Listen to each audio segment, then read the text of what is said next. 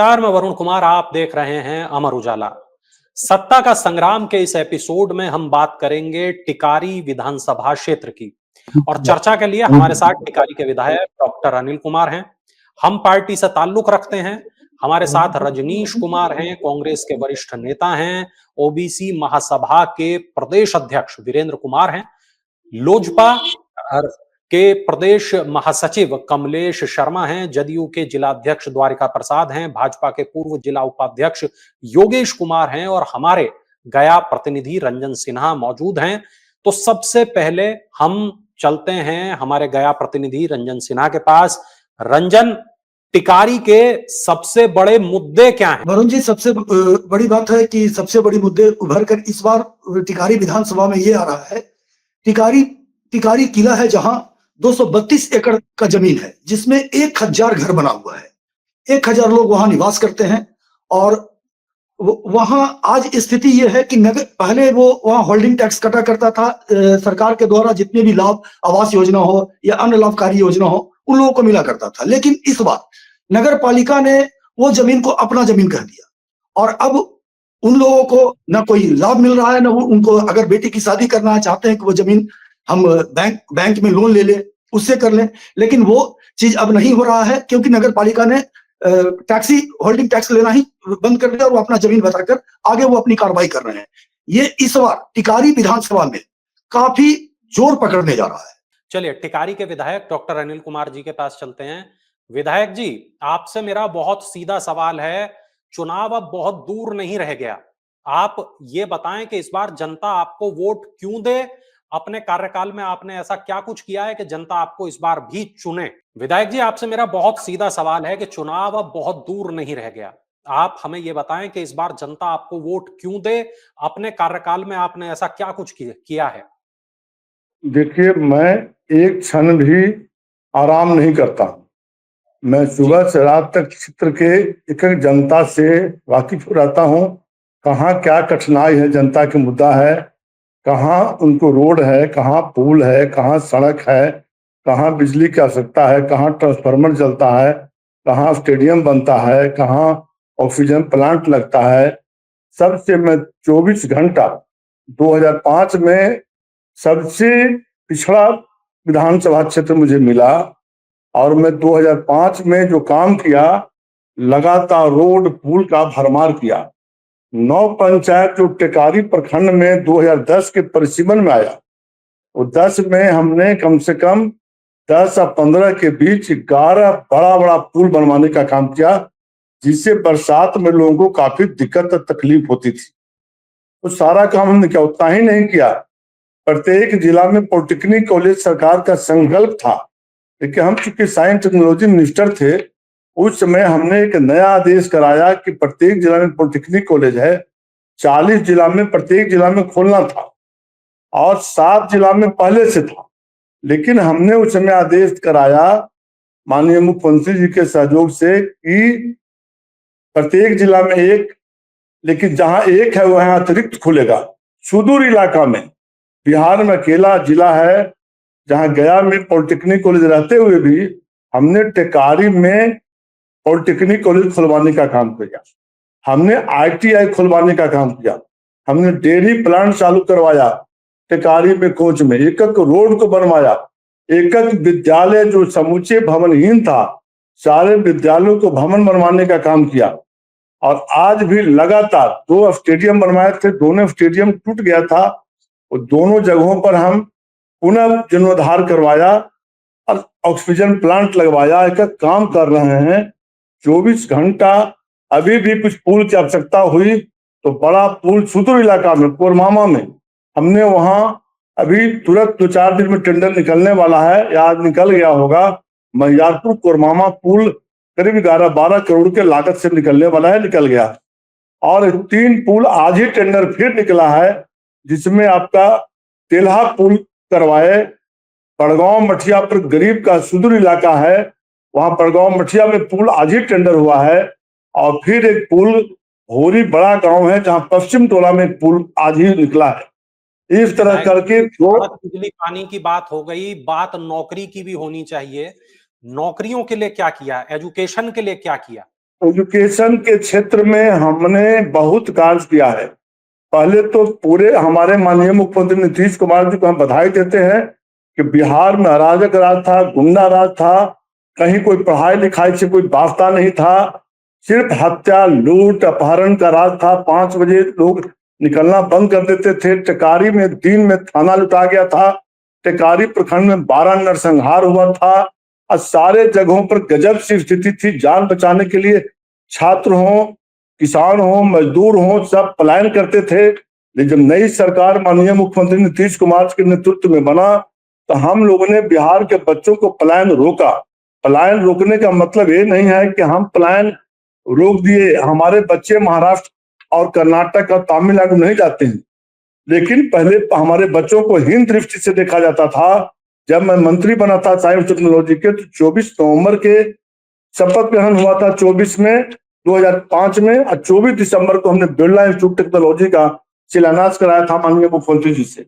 Indian institute technology के लिए 500 एकड़ जमीन हमने दिलवाया, और जमीन ही सिर्फ नहीं दिलवाया, बिहार देश में पहला इतिहास है कि हमने IIT के सभी मेंबर डायरेक्टर थे, आए थे हमारे चैम्बर में बैठक हुई। हमने कहा कि एक बताइए कि देश में ऐसा भी उदाहरण हुआ है कि बिना भवन बने हुए IIT चालू हुआ है? तो उन्होंने कहा कि सिर्फ आसाम के राजधानी गुवाहाटी में इंडियन इंस्टीट्यूट टेक्नोलॉजी खुला 38,000 स्क्वायर फीट बिल्डअप एरिया मिला। तुरंत हमने टेम्पोररी भवन पॉलिटेक्निक कॉलेज पटना में, पाटलिपुत्रा में 38,000 स्क्वायर फीट दे करके 3.5 करोड़ के लागत से पॉलिटेक्निक कॉलेज मात्र 15 महीना के अंदर इंडियन इंस्टीट्यूट टेक्नोलॉजी अपना 38,000 स्क्वायर फीट एरिया में चालू हो गया। देश में दूसरा उदाहरण है।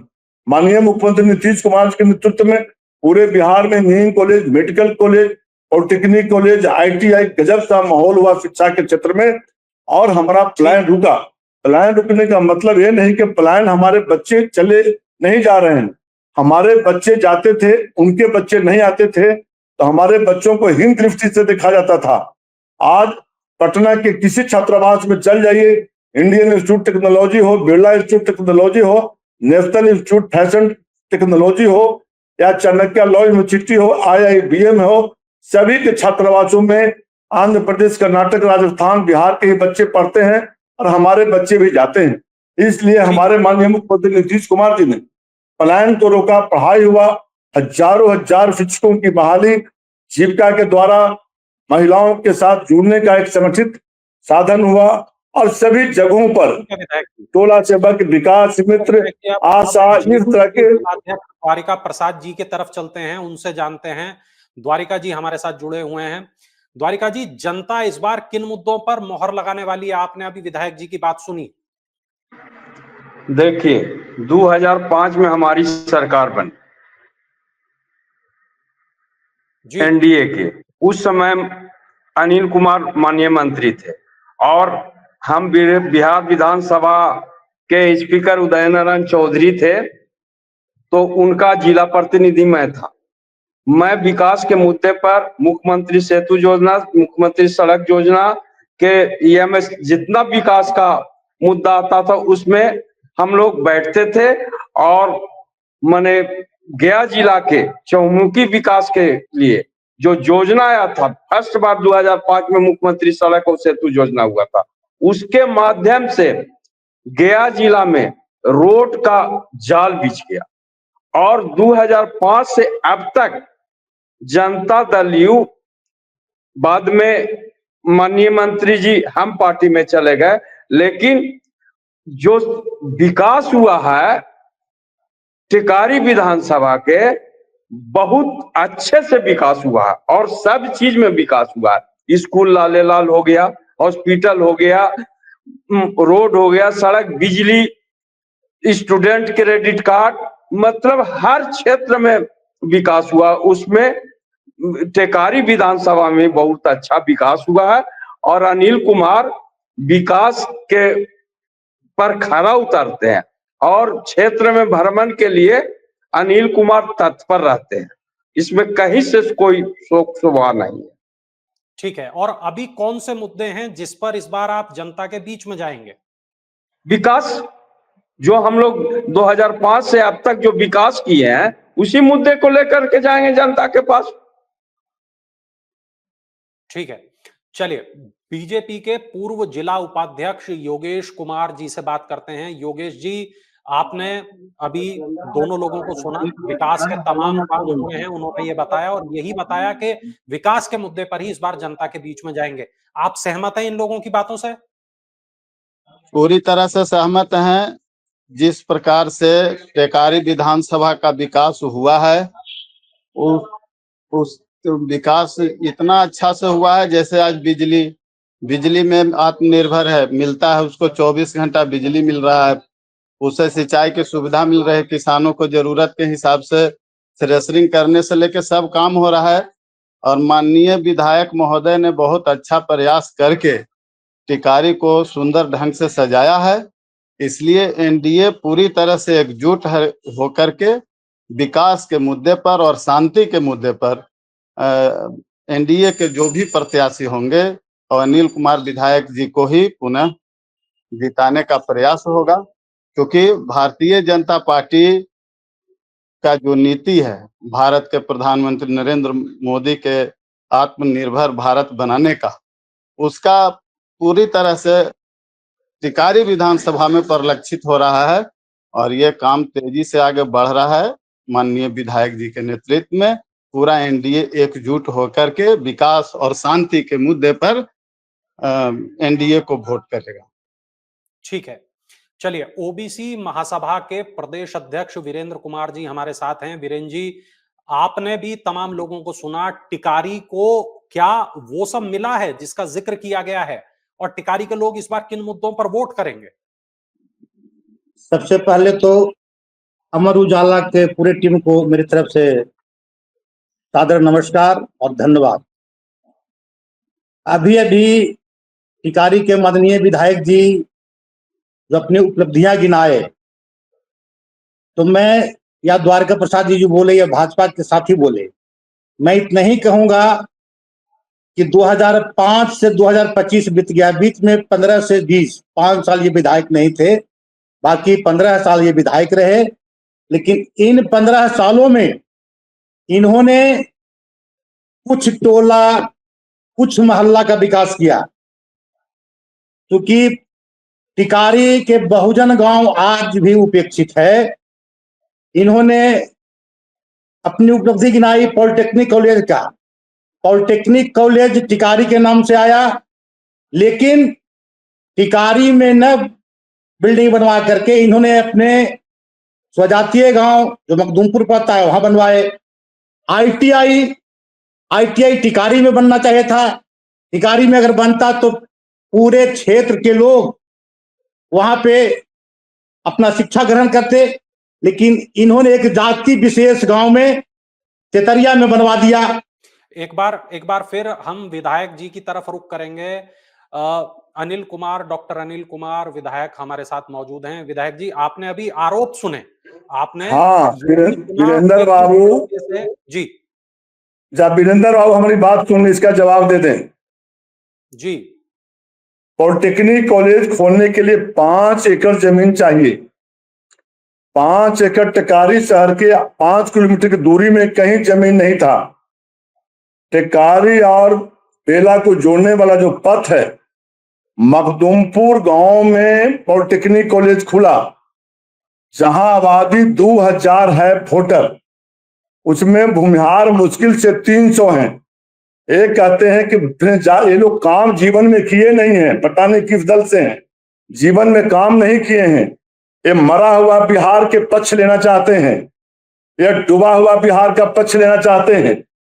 यह बिहार जो बिहार के भय से लोग भागा चलता था, जिस बिहार में दिन में टिकारी थाना लुटा गया था, उसमें अति पिछड़ा करके बात करना चाहते हैं। बिहार में मुख्यमंत्री माननीय नीतीश कुमार जी ने जो गरीबों के लिए काम किया है वो प्रत्येक घर तक पहुंचा है।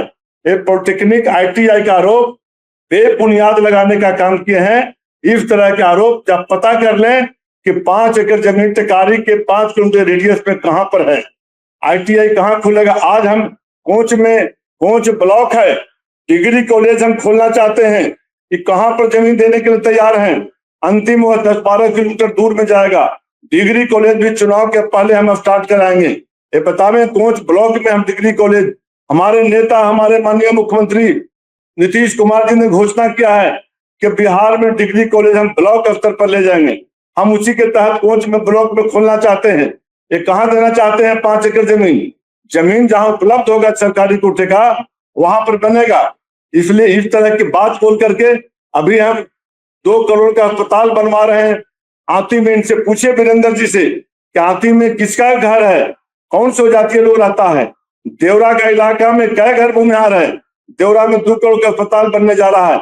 एक टोला के नाम बतावे जेकर गांव को पिछड़ा अति पिछड़ा सारे गांव को पथ से हमने जोड़ने का काम किया। 13 को बड़ा पुल देने का काम किया। अभी खनेटू में जो पुल पड़ा है, किस समाज के लोग रहते हैं? हमारे समाज के लोग, मुश्किल से 50 को वोट है वहां खनेटू में, किस समाज के लोग रहते हैं? जहाँ 13 करोड़ का हमने पुल देने का काम किया था।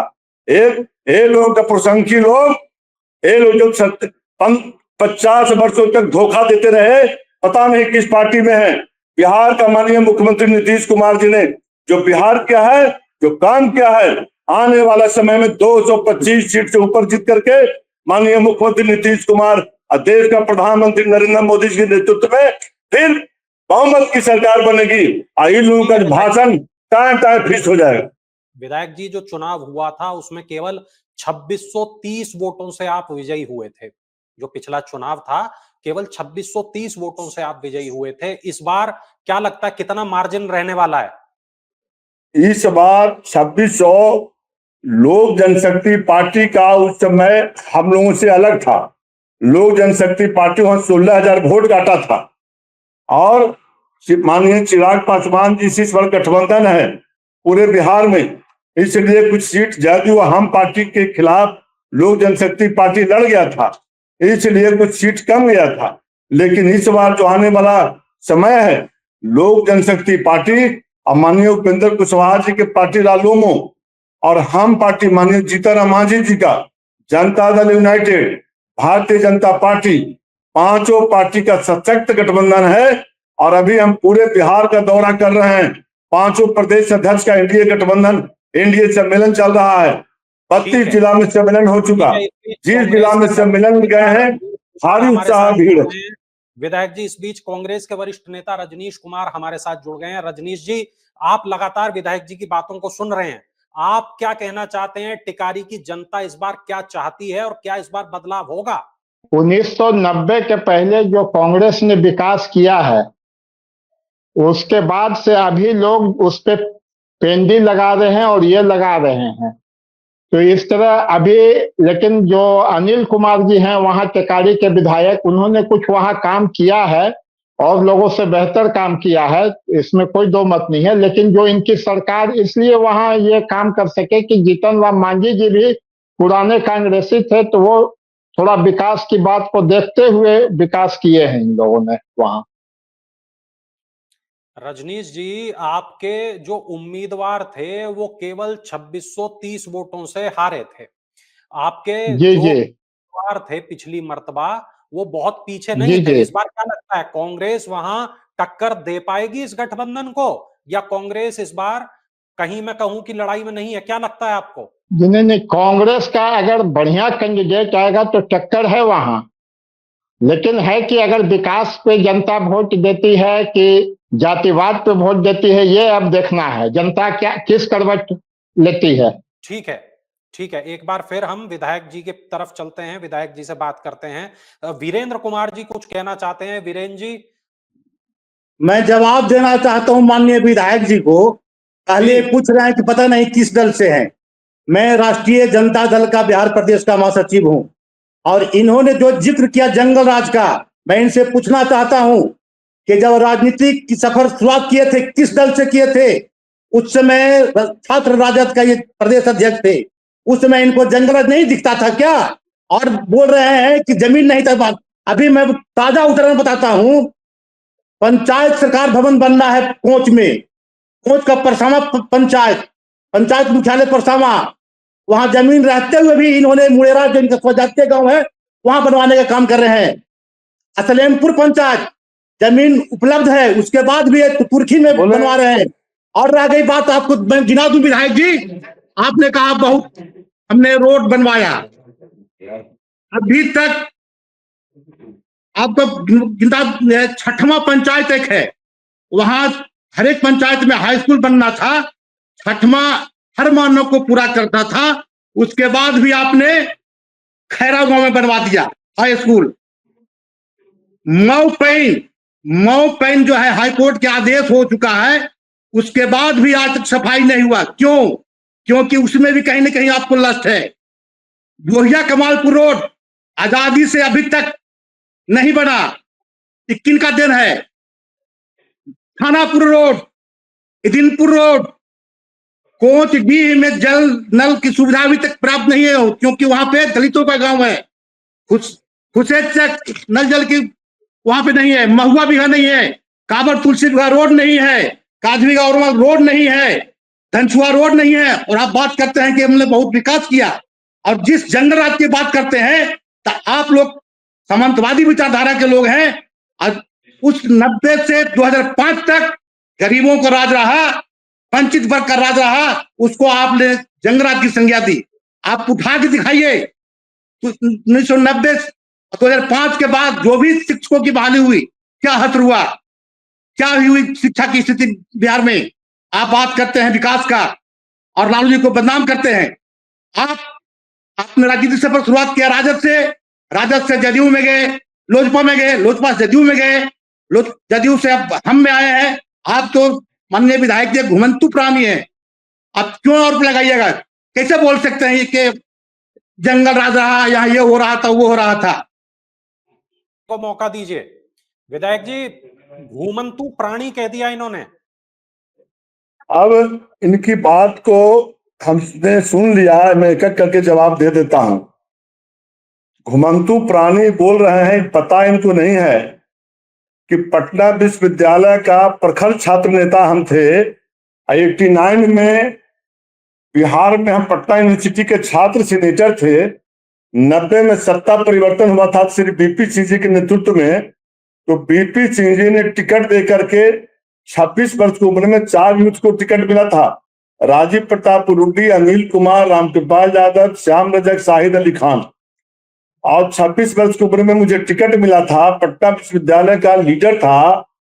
और बीपी सिंह जी मात्र बिहार में एक ही जगह उन्होंने कहा था कि जो सबसे अच्छा विद्यार्थी है उसके नेता है, मैं वहां जाऊंगा।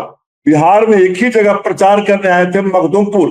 भले मैं गुंडागर्दी से हार गया, बूथ लूट था, सारा बूथ लूट लिया गया, 48,000 वोट ला करके हार गए। 90 में जहानाबाद जिला अंतर्गत मखदूमपुर में प्रधानमंत्री ने बिहार में एक ही जगह चुनाव प्रचार करने आए, सिर्फ मखदूमपुर गया जिला में। और बताइए, एक कहते हैं कि हम घुमंतु लोग हैं। जनता दल था, जनता दल से मैं लड़ा था 90 में, 95 में जनता दल था, 96 में इनका फिर बना आरजेडी। मैंने इनके आरजेडी में था न कहीं कोई पार्टी में, मैं लोजपा में चला गया।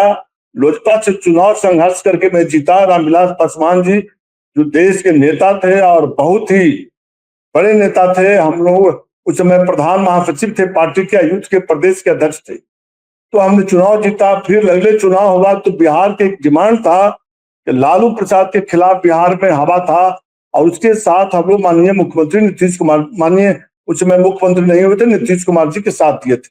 तो हम लोग घुमंतु नहीं है, हम लोग बिहार में कार्य कैसे हो, बिहार में गुंडा राज कैसे समाप्त हो, बिहार में कैसे विकास के धारा बहे, इसके लिए माननीय मुख्यमंत्री नीतीश कुमार जी के साथ कल भी थे, आज भी हैं, कल भी रहेंगे। और जहां तक कि बताए आरोप सरकार भवन के बारे में, तो इनको पूछिए कि जहां जिसका क्षेत्र था, जैसे हमारे कोंच प्रखंड में केर पंचायत है, यादव बहुल केर गांव है, केर में हुआ। गरारी पंचायत है, गरारी में यादव हुआ पंचायत हुआ। लेकिन ये बोलते हैं परसामा पंचायत के बारे में, तो परसामा का हेडक्वार्टर भूमिहारे गांव में है परसामा, लेकिन परसामा में जमीन नहीं था, तो उससे नियम उसका है कि सेकंड बड़ा गांव जहां होगा वहां होगा। तो सेकंड बड़ा, सबसे बड़ा गांव था आपका मुरेरा, इसके तहत मुरेरा हुआ। और उसमें कमेटी होता है, सीओ, बीडीओ, जिलाधिकारी, उसके खिलाफ लोग सलेमपुर में जमीन नहीं था, रास्ता पर था, उसके खिलाफ हाईकोर्ट लोग गए, हाईकोर्ट ने इन लोगों के बातों को खारिज कर दिया। इस तरह से ये लोग बात करते हैं कि जो जीवन में ये लोग काम नहीं किए हैं, आरजेडी वालों तो कभी काम नहीं किए हैं, तो अपना लालू जी के सवारी ढोने के लिए तरह तरह के अटकल कुछ बात बोलेंगे ना कि मऊ पैन न हुआ, ओ पैन नहीं हुआ, सारे पैन बनवाया, पुल अब रोड की जहां तक बात ही बता रहे हैं, तो जो रोड 7-8 को बोल रहे हैं जनसंख्या के आधार पर लगातार बनते जा रहा है। जो 5-7 को छूटा हुआ है, सभी रोड का टेंडर चुनाव के पहले आ जाएगा। 10-12 रोड का टेंडर 4-5 दिन में आ रहा है, जहां ये बता रहे हैं। तो इन लोग भी कुछ बोलने के लिए शब्द चाहिए ना, हम पर कोई उंगली नहीं उठा सकता है। मैं विकास में सुबह से रात तक रहता हूँ, कल भी दिन भर हम क्षेत्र में थे, आज लौटे। एक आखिरी सवाल मैं आपसे अब ये जानना चाहता हूं, आप बहुत लंबे वक्त से राजनीति में हैं, आपने राजनीति को बदलते हुए देखा है, आपने बिहार में लंबे वक्त काम किया है। टिकारी विधानसभा क्षेत्र की पब्लिक के मन में क्या है, क्या वो चाहती है आपसे, आप मुझे ये बताएं। टिकारी की जनता अथाह प्रेम करती है, और मेरा भी वचन है कि विधानसभा टिकारी छोड़ के मैं जीवन में, जब तक मेरा सांस रहेगा, जब तक मेरा शरीर चलेगा, तब तक मैं टिकारी विधानसभा लड़ते रहूंगा। जब आपका शरीर नहीं चलेगा, टिकारी के महान जनता को प्रणाम कर लूंगा। टिकारी मेरे लिए प्राण है, टिकारी की जनता को हमसे प्राण के संबंध है, इसलिए टिकारी जनता क्या खोजेगी, भारी बहुमत है हर जगह। हम प्रतिदिन जाते हैं 10 बजे रात में भी। कल हम वहां अल्पा गांव गए हुए थे, अल्पा गांव सिर्फ पासवान लोगों गांव है, जो स्वागत किया है 10 बजे रात में। कल हम जो बोल रहे हैं छठमा गांव के बारे में कि छठमा स्कूल कर दिए, पूछिए इनको बुलाया कि नहीं बुलाया, हमको तो बुलाया और भारी स्वागत किया। 4000 लोग था छठमा गांव में। कहाँ इस तरह छठमा का रोड किसने बनाया था, छठमा का रोड किसने बनाया था? 2005 और 10 के बीच छठमा के गांव हमने बनाया था, मरदुआ के गांव हमने बनाया था। भुला जाते हैं आप, भुला जाते हैं छठमा के रोड किसने बनाया, मरदुआ के रोड किसने बनाया? काहे के लिए जवाब दीजिएगा, आप सब गलत जवाब दे रहे हैं।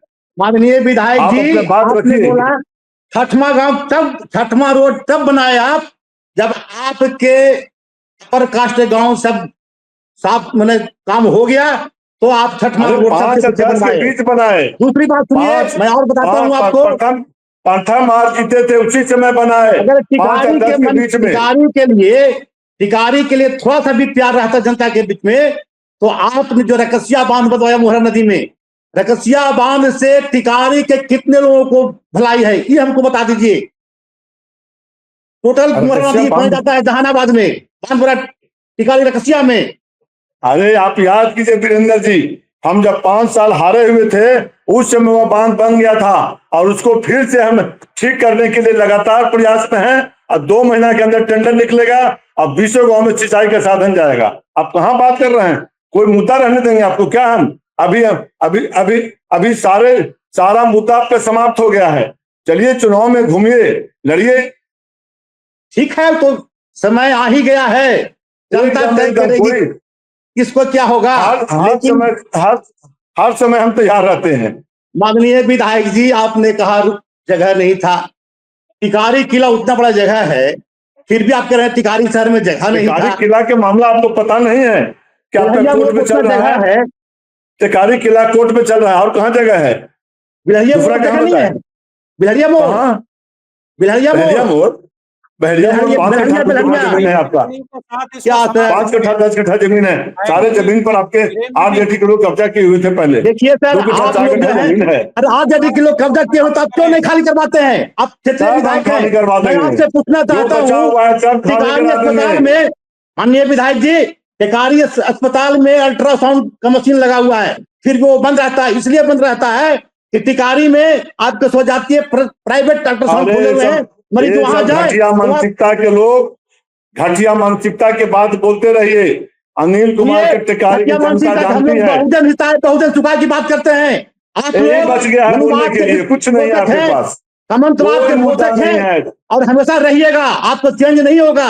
आप लोग घटिया मानसिकता हो सकती है, हम लोग बहुजन कि नायक लालू यादव के चेला है, लालू यादव सिपाही है। का बात बोलते रहिए। रंजन जी, विधायक जी और वीरेंद्र जी के बीच में काफी गहमा गहमी हो गई, वहां पर लगता है बात बन नहीं पा रही। लेकिन आप चूंकि पब्लिक के बीच में रहते हैं, फील्ड में रहते हैं, लोगों से बात करते हैं, क्या लगता है पब्लिक के मन में क्या चल रहा है?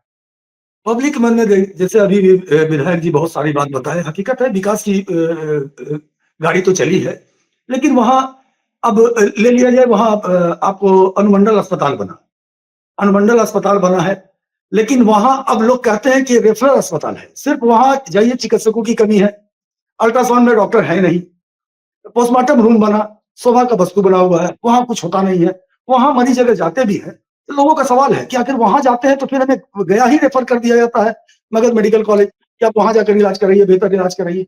उसके साथ साथ शिक्षा के क्षेत्र में बहुत सारे स्कूल खुले हैं, सही बात है, बहुत बहुत काम किए हैं, मैं मान रहा हूं, लेकिन महाविद्यालय है वहां, वहां पे 70 पोस्ट है, लेकिन आज भी 10 से 12 ही वहां शिक्षक काम कर रहे हैं। तो क्या इससे लगता है कि वहां के शिक्षक जो है 12-13 उतने लोगों को, बच्चों को सही शिक्षा दे पाएंगे? ये सवाल मेरा नहीं है, ये सवाल वहां जनता की है कि आखिर ये तो मुद्दे हर हालत में इस बार चुनाव में उठना ही उठना है। लोगों की बात हमने मन टटोला है, कुछ लोग हमारे साथ भी हैं, वो भी कुछ सवाल अपना करना चाहते हैं। पहले विधायक जी बता दें कि इसमें क्या क्या कर रहे हैं आगे। क्या सवाल हैं लोगों के, रंजन जी? हाँ, हमारे साथ एक टिकारी के हैं, उत्तम जी, वो पूछेंगे। सर, हम जानना चाह रहे हैं कि टिकारी अनुमंडल में तो अस्पताल तो बहुत बने हैं, लेकिन परंतु चिकित्सकों की कमी है। चिकित्सकों की कमी के कारण वहां से रोगी को गैर शिफ्ट कर दिया जाता है। कि वहां को, जैसे आज ही चुपटा गांव का नीतू देवी एक्सीडेंट हुआ मोटरसाइकिल से, चूंकि उसके जरूरत है एमआरआई का, और वैसी हालत में 3-3 एम्बुलेंस हम वहां रखे हुए हैं। जो सीरियस केस होता है उसी को वहां रेफर कहता है गया में, लेकिन सीरियस केस को रेफर नहीं कीजिएगा, ऑपरेशन की जरूरत पड़ गई, एमआरआई की जरूरत पड़ गया, तब आपका कैसे वहां चल पाएगा। इसलिए आज ही एक उदाहरण बता रहे हैं, हम सुबह से रात तक फोन पर रहते हैं, जितना आप लोग फोन करते हैं, एक व्यक्ति का मैं फोन 8 बजे से 11 बजे दिन तक एक जनता, आम जनता का फोन रिसीव करता हूं। अब 5 रोगी का बता सकते हैं कि हम अस्पताल में खुद जाते हैं मिलने के लिए कि कहां पर क्या दिक्कत है, कहां पर पैसा दिलवाना है, जहां पर मुख्यमंत्री सहायता कोष से पैसा दिलवाना है वहां पैसा दिलवाता हूं। एक काम में हम लगे रहते हैं। रंजन बाबू बताए हैं अभी कॉलेज के बारे में, उनको बता देते हैं, ठीक बात है। कॉलेज जो है SN. Sinha college, SN. Sinha college में 1 साल पहले हम वाइस चांसलर को ले गए थे, शाही जी को, और वहां हमने घोषणा कराया था कि पीजी कोर्स खुलेगा। आज 10 दिन पहले 4 विषय का पीजी कोर्स खुल गया। अब 15 दिन के बाद उसका उद्घाटन कराएंगे। पीजी की पढ़ाई आपका टिकारी में होगा।